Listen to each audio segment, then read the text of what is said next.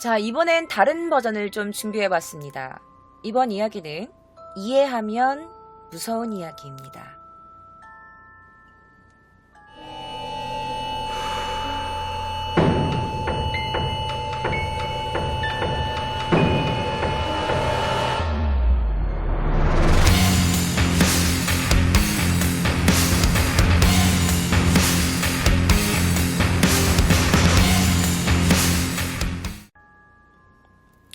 사실 예전에도 제가 위험한 초대에서 이해하면 무서운 이야기를 준비한 적이 있었는데 오늘 좀 다른 버전으로 준비를 해봤습니다. 첫 번째 이야기입니다. 나의 생일날 집에서 파티를 열었어. 파티의 막바지.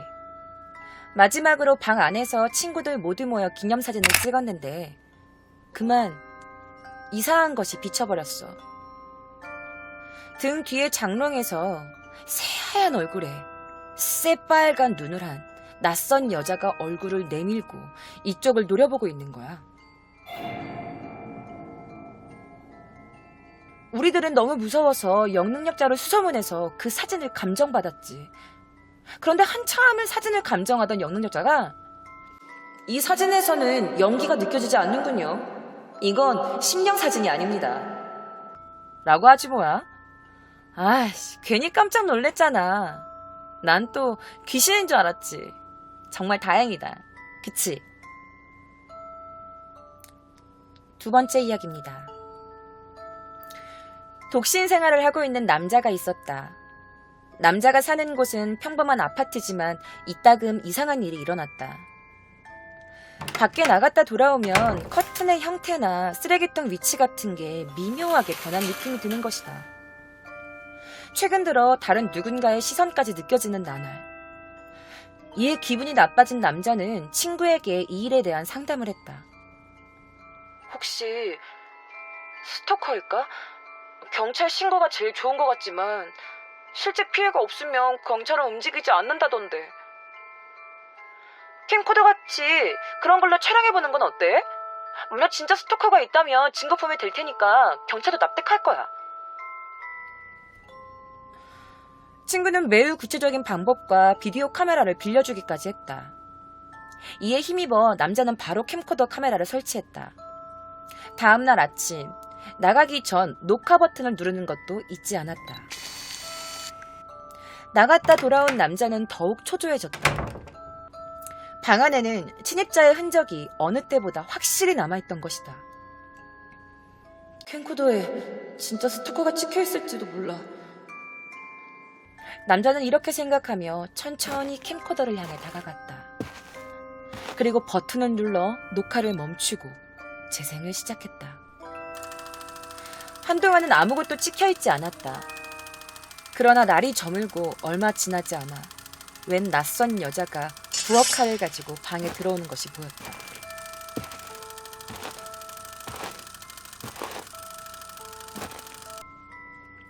잔뜩 위축된 남자는 곧바로 친구에게 전화를 걸었다. 야, 찍혀있어! 진짜 스토커가 찍혀있어! 공포를 넘겨 완전히 흥분한 남자는 녹화된 영상을 보면서 친구에게 내용을 실시간 중계하기 시작했다. 야, 쓰레기통을 뒤지고 있어. 지금까지 몇 번이나 이 여자가 방 안을 돌아다녔을 걸 생각하니 남자는 절로 등골에 소름이 돋았다.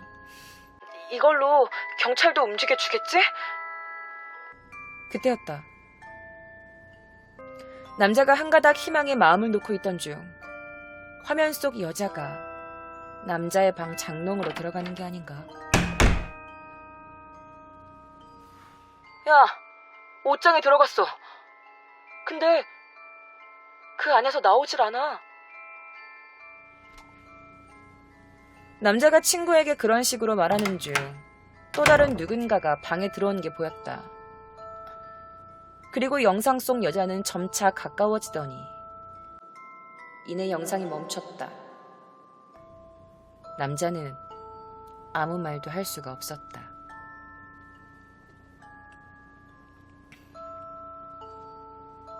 세 번째 이야기입니다. 결혼한 지 2년째. 평일에는 회사에 나가 일을 하고 주말에는 쉽니다. 빨래나 청소 같은 건 언제나 미뤄뒀다가 토요일, 일요일이 되면 한꺼번에 해왔지만 오늘은 어쩐지 마음이 내키질 않아서 그냥 멍하게 있다가 잠깐 낮잠을 잤습니다. 남편도 일어나지 않고 있어서 그다지 신경을 안 쓰고 느긋하게 기다리면서 시간을 보내고 있었습니다.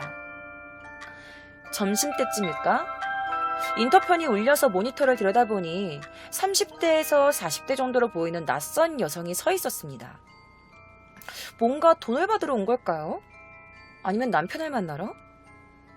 남편이 일어나지 않아서 확인을 할 수도 없는 데다가 나도 잠옷바람으로 단정치 못한 모습이라서 응답하지 않고 조용하게 사람이 없는 척하고 있으니 또각또각 계단을 내려가는 소리가 들렸습니다.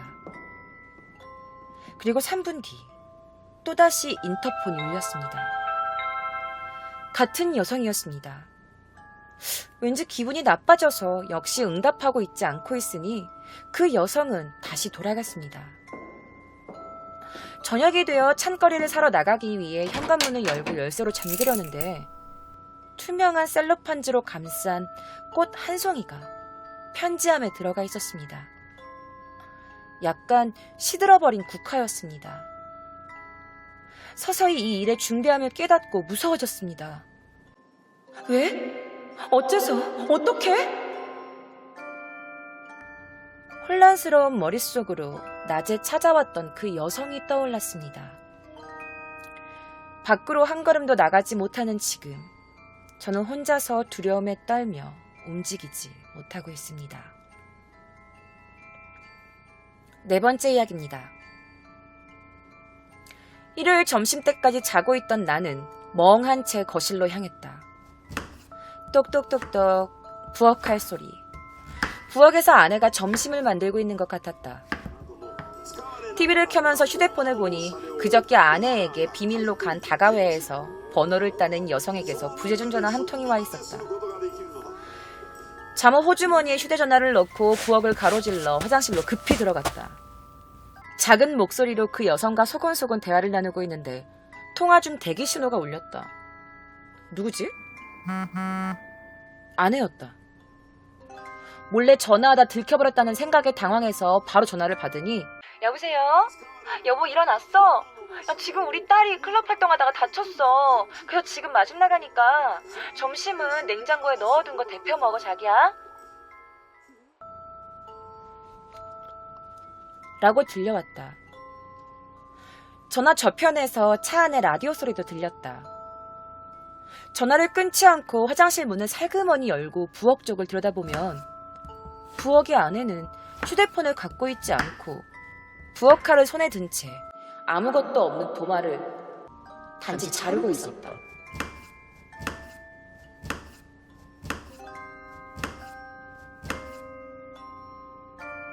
내 손에 든 휴대전화에서는 여보세요? 듣고 있어? 라는 아내의 목소리가 나오고 있다. 부엌의 아내와 시선이 마주쳐버렸다. 무서워서 겁에 질린 나는 집을 뛰쳐나와서 여보 빨리 돌아와서 빨리!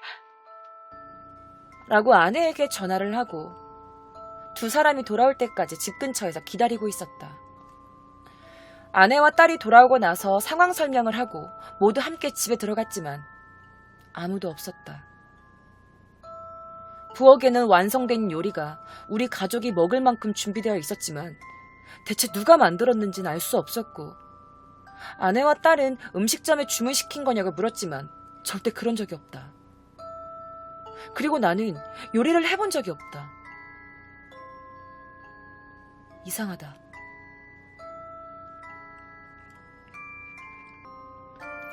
다섯 번째 이야기입니다. 한 여자가 대학 입시 때문에 고민하고 있었다. 그러자 갑자기 눈앞에 남자가 나타나 말했다. 당신의 소원은? 여자는 대학에 합격하고 싶다고 했다. 그리고 그 후 여자는 원하는 대학에 합격했다. 몇 년 후 여자는 취직 때문에 고민을 하고 있었다. 그러자 남자의 목소리가 들렸다. 당신의 소원은? 여자는 취직을 하고 싶다고 했다. 그 후 여자는 원하는 회사에 취직을 했다. 그리고 다시 몇 년의 시간이 지났다. 여자는 인생에 대해서 고민하고 있었다. 그러자 남자가 나타나 말했다. 당신의 소원은? 여자는 대답하지 않았다. 들리지 않는 것 같다. 남자는 말했다. 이런, 순서가 잘못되었군.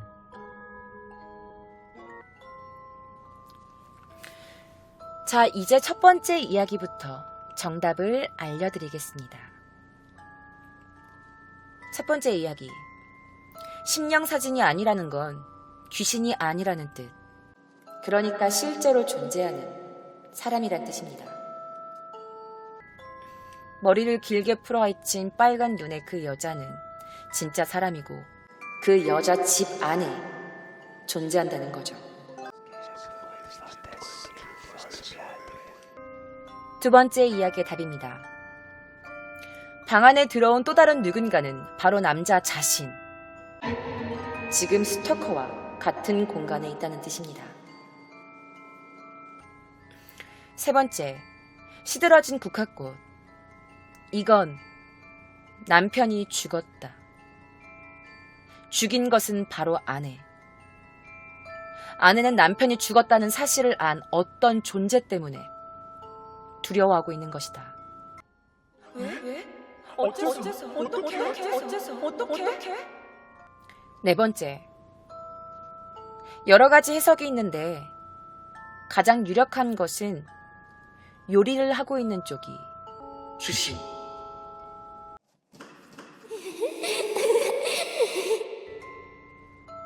다섯 번째, 남자는 소원을 하나씩 들어줄 때마다 여자의 능력 중 하나를 빼앗아갔다. 첫째, 대학 합격을 소원 성취시켜주고 시각을 받았다. 둘째, 취직을 소원 성취시켜주고 청각을 받았다. 그런데 세 번째에서 여자가 대답하지 않고 들리지 않은 걸 알아챈 남자는 자신이 빼앗은 것이 시각과 청각임을 알고 후회하게 된다. 왜냐하면 청각과 시각을 가져갔으므로 그녀에게 소원을 물어볼 방법이 없어진 것이다. 즉, 남자는 더 이상 다른 것을 빼앗을 수가 없게 된 것이다. 자, 여러분 어떠셨나요? 오늘 좀 굉장히 긴 시간 방송을 했습니다. 코로나 때문에 답답해 하시는 많은 분들 제 영상 보시고 재밌는 시간 되셨으면 좋겠습니다. 과연 재밌는 시간이 될지는 모르겠지만 지금 혹시 집안에 혼자 계신가요? 정말 혼자 계신 게 맞나요?